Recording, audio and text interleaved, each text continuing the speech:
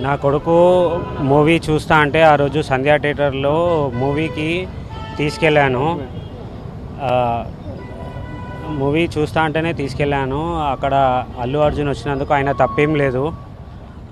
మేమేమైనా ఉంటే దానికి కేసు విత్డ్రా చేసుకోనికి రెడీ ఉన్నా. అది న్యూస్ కూడా నాకు పోలీస్ వాళ్ళు ఏమి ఇన్ఫామ్ చేయలేదు అరెస్ట్ చేస్తున్నట్టు. నేను ఇప్పుడు మొబైల్లో చూసిన, హాస్పిటల్లో ఉన్నప్పుడు మొబైల్ చూసిన ఇట్లా అల్లు అర్జున్ అరెస్ట్ అయ్యాడని.